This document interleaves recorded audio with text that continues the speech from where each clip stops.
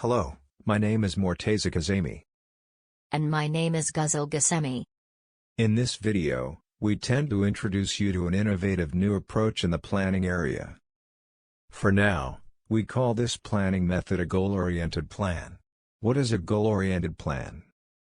In summary, we can define a goal-oriented plan as a process that uses the relationship between the high-level goal of a plan and its actions for planning. In such a way, the high-level goal determines the number of applied actions to reach the planned goal, so it is the core definition of a goal-oriented plan in a simple form. Here we are going to provide some examples to explain this model in more detail. Let's assume there exists a city. This city has 10 properties, 8 of them are active buildings, and 2 of them are non-occupied. On the other hand, suppose that the city's high-level goal is to reach a specific GDP level in the next 10 years. And we would like to provide a plan for the city that determine the land use and construction regulation for 2 specific properties. Okay, now we have defined the components of our plan. Considering the definition that has provided in the previous slide, in the next step, we would like to understand and study the relationships between high-level goals and the actions of the model. For this purpose, we apply the concepts in econometrics, and here, we need to provide some background knowledge in this field. For example, in this case, we want to discover the relationship between GDP and the required actions in the plan, and study how actions are effective in the GDP in this city. For instance, finding the proper coefficients for the effectiveness of the actions. Therefore, we need to quantify these actions as some polynomial functions such that we can analyze them in the previous years. It is also significant to be able to define our function in a way so we can redefine the actions again if needed. Thus, in this example, we can use the current properties value definition instead of our actions. Let's assume that a commercial residential property has a $2 million current value, which calculated by the function of land use and construction regulation. Please note that in this presentation, we only introduce our model in the simplest form and will not discuss it in more technical language. Therefore, in this function, we only consider one independent variable, the city's GDP, and the dependent variable is the sum of all properties value. Here is our final regression function formula.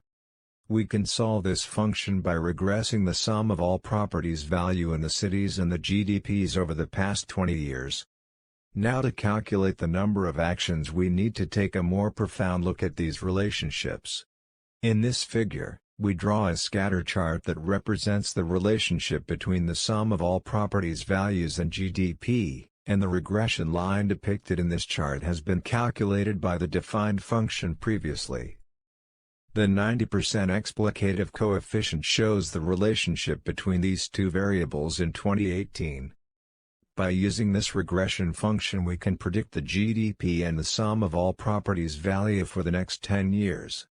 For example, the predicted values for 2028 in this example will be 240 and 305. Since we were looking to achieve a 300-unit increase in GDP as the high-level goal of our plan, we can apply the regression function to predict the GDP and the sum of all properties value by considering this goal in this example. This value became estimated as 335. In this chart you can see how our prediction works. As you can see, the bidirectional relationship between the two variables increasing the GDP to 300 units and the sum of all properties value will also increase to 335.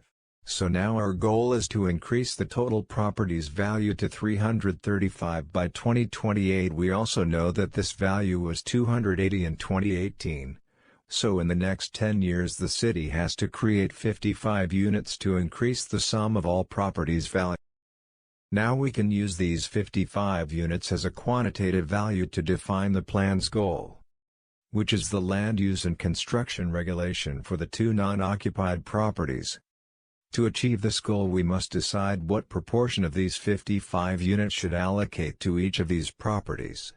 By only considering regression, We predicted that the total value of properties will increase from 280 in 2018 to 305 in 2028, which indicates the increase in the value of all properties except the 2 non-occupied properties. However, our desired property value to achieve our goal is 335 in 2028. Therefore, we can calculate that the value of 2 non-occupied properties should increase by 30 units. In conclusion, we need to plan the land use and construction regulation for these 2 properties in a way to produce 30-unit increase in the property's value. To assign these 30 calculated units, we propose a new approach based on game theory.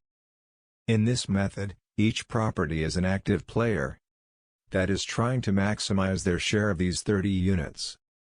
Our goal is to apply a proper function to divide the 30 units between these 2 properties in a way that each property can maximize its value considering its features and functionality by following the win-win policy. To simplify this presentation, we will skip the technical aspect of the game theory and we assume that property P4 achieved 20 units and property P7 gained 10 units. Now that we calculate the goal value of each property, we can apply the optimization techniques to find the optimum usage and built area for each property. This is the step where we calculate the goals of the plan based on the specified activities. Each plan might require different methods considering their goal. But in this presentation we only focus on introducing our model in a general form. Therefore, in the simple form we define our model as the value of each property is equal to built area according to usage times the selling price per square meter. We also add some limitations and assumption to our optimization function based on our plan goal. Here you can see some of these limitations, such as the summation of all residential areas be less or greater than the minimum or maximum residential area required by the city. As you can see, even though the concept of this method is simple, it can become too complex too soon when we try to implement our plan. However, we believe that we can solve this model in its complex form using mathematical approaches.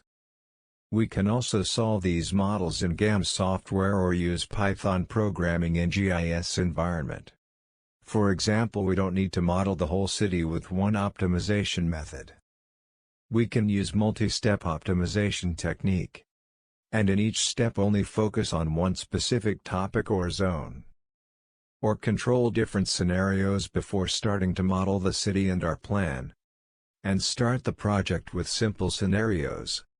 For example, regarding the incompatible usage, we can apply multi-steps planning, but instead of considering time as variable, we can define steps based on the distance and plan each scenario for different distance. Or we can think about this in terms of dynamic programming, but instead of time, use distance as the dynamic factor. Okay. Now the question is that how optimization can help us to assign the usage and construction regulations for each property? Even though the method cannot be as easy as we think. But the answer is simple. We need to define the number of usage and the built area for each property by calculating the optimization equations. For example, let's consider the property P7. There are infinite number of usage and built area combination for this property. However, only a combination is optimum solution. So we can follow a rational method for planning. For each choice we can use a mathematical proof to show that topic is important and can provide a better solution for the planner team. As you can see, this method for planning can consider the multi-usage properties as well as the number of levels for each property. This feature is important and most of other planning methods don't consider as much as they should. At least in terms of mathematical formulation. Why we call this model a planning model? To answer this question, let's provide a different example. Assume we are in the same city with the same situation, but this time we want to change our planning for transportation approach in the city.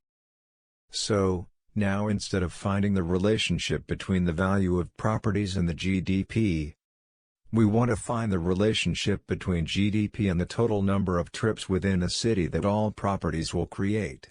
For example, we have to see how many trips each square meter of residential use makes in a precise location, count all the trips that this use and other uses make, and measure its relationship with the gross domestic product using regression, if possible. Usually, any city that generates more intra-city trips has a higher GDP and can be considered more dynamic. This means, we have to check how many trips each square per meter residential building is creating per year. Then calculate all the trips that the residential properties and all other properties are creating. Then by applying regression find their relationship with GDP. In general, each city that create more transposition within the city is creating higher GDP, and we can consider that city a more dynamic city. Using the same model, we can estimate the number of within-city trips in 2028 in a way to achieve 300 units in GDP for our city. By applying game theory method we can assign a specific share of this estimated value to each property.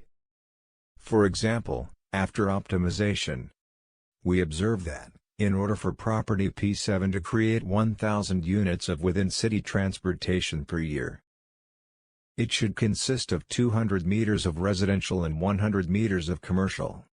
So now we can say, we use the goal-oriented planning for transportation approach in order to create a plan for usage and construction regulation.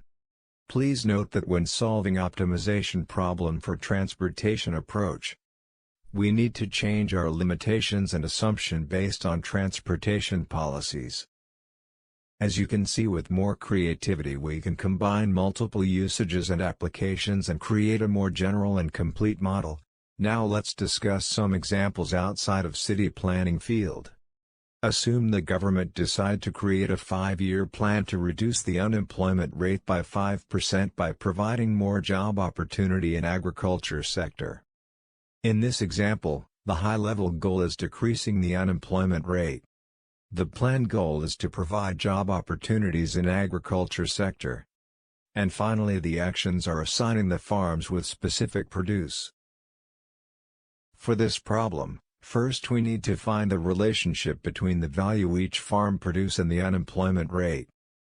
This means we need to calculate how the unemployment rate is decreasing for every dollar that farm is producing.